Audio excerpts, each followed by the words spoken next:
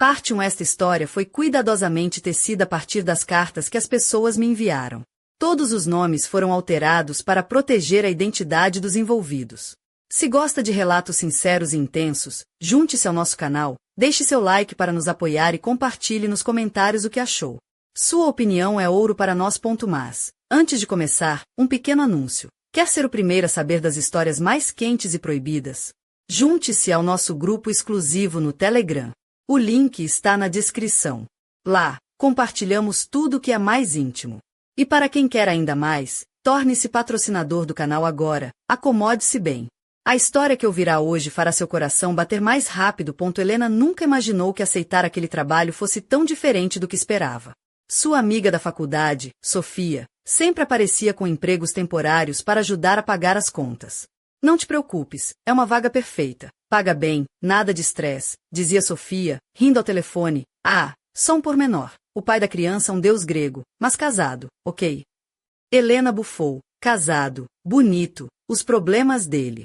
Eu só quero pagar o crédito e a renda. Na quarta-feira à tarde, ela chegou ao endereço em Queluz, uma pequena cidade perto de Lisboa. Um condomínio fechado de luxo chamado Jardins do Tejo. Portões imponentes, relva parada como tapetes verdes, janelas panorâmicas que deixavam entrar uma luz dourada, e um ar que parecia cheirar a dinheiro. Sossego. Ao tocar o intercomunicador, o coração de Helena disparou. A porta abriu-se, no instante, o pânico deu lugar a uma chama inesperada. Você deve ser a Helena. Entre, por favor, disse o homem com um sorriso meio misterioso. A casa estava tão silenciosa que Helena podia ouvir os próprios pensamentos a conspirar contra ela. Ele explicou que a filha, a pequena Margarida, passava as manhãs no infantário, mas que à tarde precisava de alguém para cuidar dela até a mãe regressar de uma viagem de trabalho a Madrid, que duraria 3 semanas. Assim, naquela casa só estavam ele, a filha e Helena. Ela tentou manter a postura profissional, sentando-se no sofá cinzento enorme, fingindo não notar a tatuagem que escapava do colarinho da sua camisa branca impecável. Ou o vestido lilás de linho fino que lhe abraçava as costas, colando-se delicadamente à pele. Margarida chegou, uma menina encantadora com olhos do pai, que logo lhe estendeu um desenho e a convidou para brincar. Helena suspirou, sentou-se no tapete macio e começou a construir torres de blocos com a menina, enquanto ele se acomodava no sofá, observando-a com um copo de uísque nas mãos. Às 3 da tarde, Helena sentiu algo mudar no olhar daquele homem. Não era o olhar de um patrão para uma empregada. Era o olhar de um homem que já imaginava o que faria com ela naquela casa, com as janelas que davam para o rio. No segundo dia, ele chegou mais tarde, dizendo que teve uma reunião. Tirou o casaco, ficando só com a camisa branca, agora com os botões superiores desabotoados. Margarida adormeceu nos seus braços, e Helena sentou-se no outro lado do sofá, com o coração a bater na garganta. Vinho? Perguntou ele, como se lesse seus pensamentos. O cérebro de Helena gritava não, estás a trabalhar. Mas o corpo pedia 2 garrafas e lança-me naquele balcão. Ele serviu o vinho, sentou-se mais perto, e a conversa fluiu. Música, viagens, conversa fiada. Ele era o tipo de homem que ouve com os olhos, um olhar tão intenso que parecia despir não só a roupa, mas a alma dela, camada por camada. Ela começou a despir-se mentalmente, cruzando as pernas com mais confiança, ajeitando os cabelos com um toque que dizia olha para mim. Na terceira noite, ele apareceu na cozinha sem camisa, dizendo que a Margarida tinha derramado sumo nele. Helena viu o torso dele, nada exagerado, mas definido na medida certa, ombros largos, braços fortes, com uma tatuagem intricada no antebraço. O tipo de corpo que se quer usar como travesseiro. Ele andava pela cozinha como se nada estivesse a acontecer, perguntando se queria pedir uma pizza. Ela queria-o, mas fingia interesse no menu. A tensão naquela noite quase a fez perder o equilíbrio. Quando saiu de táxi, as pernas tremiam. Mandou mensagem a Sofia, que respondeu logo. Cuidado, mas se te atrever, faz com estilo. Naquela noite, sonhou com ele. E, na semana seguinte, tudo fugiu ao controlo. Margarida já estava habituada a ela. Ele começou a chegar mais cedo, a fazer café para ela, a elogiar o seu cheiro, um aroma natural, sem perfume. Há algo em ti que muda o ar desta casa. Disse-lhe uma vez. Se ainda não estava apaixonada, estava a cair num poço sem fundo de desejo. Mas o dia em que tudo mudou chegou de forma inesperada, e foi na cozinha, quando a luz se apagou. A casa ficou mergulhada na escuridão, e o fogo entre eles só aumentou. Helena mal teve tempo para se assustar antes de sentir a presença dele ao seu lado. Um sussurro a dizer que talvez fosse um sinal do destino. A luz do telemóvel iluminou-a, revelando o vestido lilás com uma fenda sutil que a chama da vela fazia brilhar. Ele aproximou-se, e o mundo inteiro pareceu girar ao ritmo da respiração deles. Mas, mal seus lábios se tocaram, a luz voltou, deixando-os expostos, presos naquele momento. Entre o proibido e o inevitável. Mal sabia Helena que esta era apenas a primeira chama de um fogo que iria consumir tudo, e que o seu destino estava a ser escrito com tintas de paixão, culpa e segredos. E, como se o destino tivesse um sentido de humor cruel, pouco depois a primeira mensagem misteriosa chegou. Eu sei quem és, e vamos nos encontrar em breve. Parte 2. Helena despertou naquela manhã ainda envolta na neblina dos seus pensamentos, o sabor do café fresco a misturar-se com a memória do toque dele na pele. A mensagem enigmática, assinada apenas com a letra M, não saía da sua cabeça.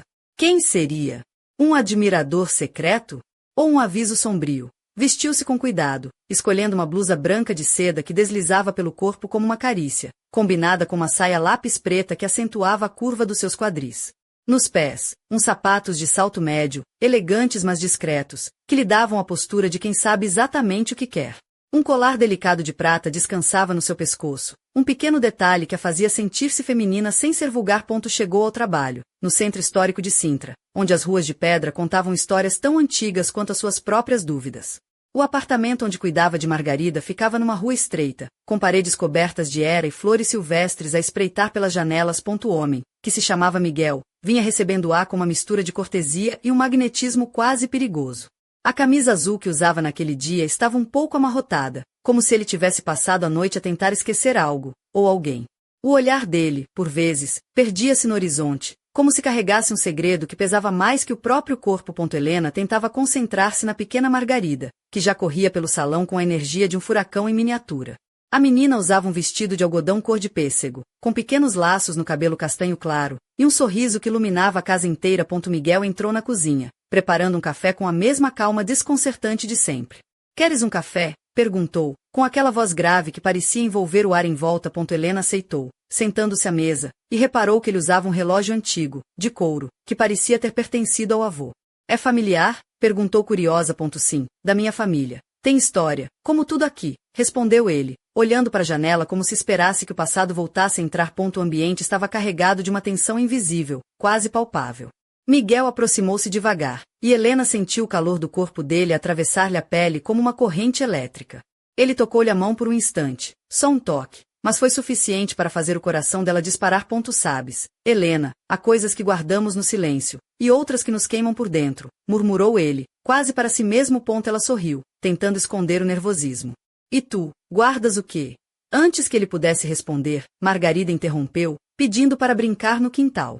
Miguel levantou-se, ainda com um olhar que parecia querer dizer mil coisas, e dirigiu-se para a porta. Quando ele saiu, Helena ficou sozinha com seus pensamentos e um misto de excitação e medo. A mensagem misteriosa ainda pairava como uma sombra. Quem seria M? E o que queria realmente? Ao final da tarde, enquanto recolhia os brinquedos espalhados pela sala, o telemóvel dela vibrou.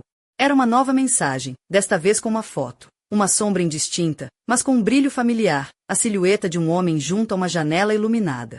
E a legenda: estamos mais perto do que imaginas. Helena engoliu em seco. Aquele jogo de mistério tinha acabado de começar, e ela não sabia se estava pronta para jogar. E, mal sabia ela, a noite traria uma tempestade que faria o seu mundo virar do avesso, e a verdade, escondida por trás de sorrisos e sedução, começaria a emergir das sombras. Mas isso, minha amiga, é história para a próxima vez. Parte 3. A noite caiu sobre Sintra como um manto pesado, envolvendo as ruas estreitas e os telhados antigos num silêncio quase sagrado.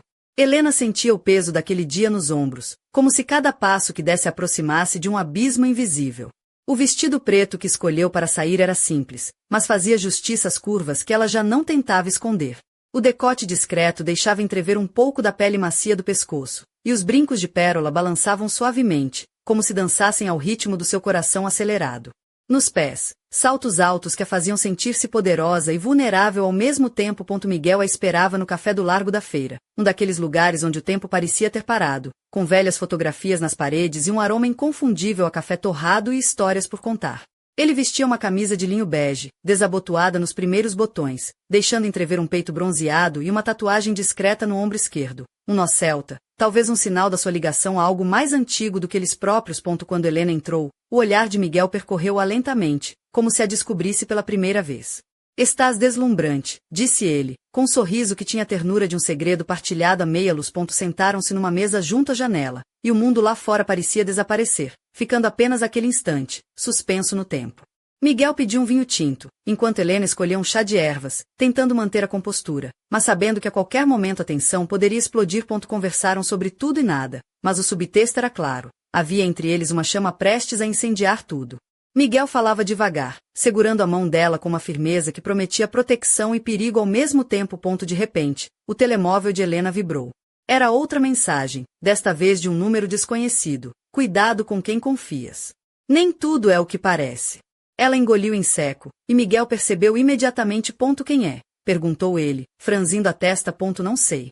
Alguém que quer avisar ou provocar, respondeu ela, deixando o telefone na mesa, como se fosse uma bomba relógio. Miguel passou o braço ao redor dos ombros dela, puxando-a para perto. O calor do corpo dele contrastava com o frio súbito que lhe invadiu a espinha. Não está sozinha, Helena. Seja o que for, vamos enfrentar juntos. Mas naquele momento, uma figura surgiu na porta do café, observando-os com olhos que brilhavam na penumbra. Um homem alto, de sobretudo escuro e chapéu inclinado, que desapareceu tão rápido como apareceu. Helena sentiu o coração saltar. Quem era aquele estranho? Estaria ligado a misteriosa M? Ou seria apenas um acaso, um fantasma brincar com o destino? Enquanto Miguel a conduzia para fora, prometendo que tudo ficaria bem, Helena sabia que a verdadeira tempestade ainda estava por vir. O jogo de sedução e perigo que os envolvia tinha agora uma nova peça, e essa peça podia ser a chave para tudo, ou o fim de tudo. No fundo, ela sabia que não podia escapar do que se avizinhava. E, quando a última luz se apagasse, só restaria o eco dos desejos proibidos e as cicatrizes invisíveis das escolhas feitas no escuro. Mas, por agora, o mistério só começava a revelar-se, e aquela noite em Sintra seria o prólogo de um desenlace que ninguém poderia prever. Parte 4. Helena acordou com a luz suave do sol a entrar pela janela do seu quarto em Cascais, mas o seu corpo ainda tremia com as emoções da noite anterior. O vestido preto tinha ficado guardado no armário, e ela vestia agora um conjunto casual, uma blusa de algodão branca, ligeiramente transparente, que deixava o contorno do sutiã à mostra, e umas calças de ganga justas que realçavam as suas pernas longas. Nos pés, sapatilhas discretas, mas que não escondiam o andar confiante de quem sabe que está a jogar um jogo perigoso. O telefone vibrou novamente. Era Miguel, com uma mensagem simples. Encontro às 20 horas. Preciso falar contigo. É urgente. O coração dela acelerou, misturando ansiedade e desejo. À noite, encontrarão-se no restaurante à beira-mar, onde as ondas batiam suavemente contra as pedras e o cheiro a sal misturava-se com o aroma das velas acesas nas mesas. Miguel estava vestido com uma camisa preta, que deixava os braços musculados à mostra, e uns jeans escuros que realçavam a sua postura imponente. Ele olhava para ela com uma intensidade que fazia Helena sentir-se ao mesmo tempo exposta e protegida. Tenho de ser honesto contigo, começou ele, com a voz grave e firme. Aquela mensagem, M, não é uma brincadeira. É alguém do meu passado. Alguém que não quer que isto aconteça. Helena engoliu em seco. Quem é ela? Ou ele? Miguel hesitou, depois respondeu. É a minha ex-mulher, Mariana. Ela sabe de tudo. E não vai desistir fácil. O nome soou como uma sentença. Mariana. A sombra que pairava sobre a sua relação, o fantasma que ameaçava destruir o que ainda mal tinha começado. Enquanto falavam, Helena percebeu que naquele momento não era apenas uma mulher apaixonada, mas uma jogadora num tabuleiro onde cada movimento poderia ser fatal. Miguel aproximou-se, deslizando a mão pela sua coxa, um toque que dizia mais do que 1000 palavras. Confia em mim, sussurrou ele. Vamos sair disto juntos. Mas, ao longe, na escuridão da rua, uma figura observava. Mariana. Com um sorriso frio nos lábios, e um plano traçado na mente. E assim, a paixão ardente entre Helena e Miguel começava a ser testada não só pelo desejo, mas pelo perigo real que espreitava nas sombras. A próxima jogada seria decisiva. E ninguém sairia ileso desse jogo de amor e traição. Mas isso, como sempre, só saberemos na continuação. Parte 5. A noite em Lisboa caía pesada, como um manto que cobre segredos e silêncios. Helena entrou no apartamento de Miguel com o coração a mil, vestida num vestido de veludo vermelho, justo, que deixava as costas descobertas até a cintura, revelando a pele lisa e um pouco bronzeada. Os saltos altos finos faziam-na dominar o espaço com uma elegância perigosa. O colar dourado que usava brilhava ao ritmo das luzes da cidade que entravam pelas janelas panorâmicas. Um perfume suave misturava-se com o ar quente do verão, uma promessa de momentos intensos. Miguel esperava-a, de camisa preta, mangas arregaçadas, e aquele olhar que parecia devorar cada centímetro dela. Estás linda, murmurou, puxando-a para um abraço que fazia arder a pele. Mas havia uma tensão invisível entre eles, um silêncio carregado de palavras não ditas.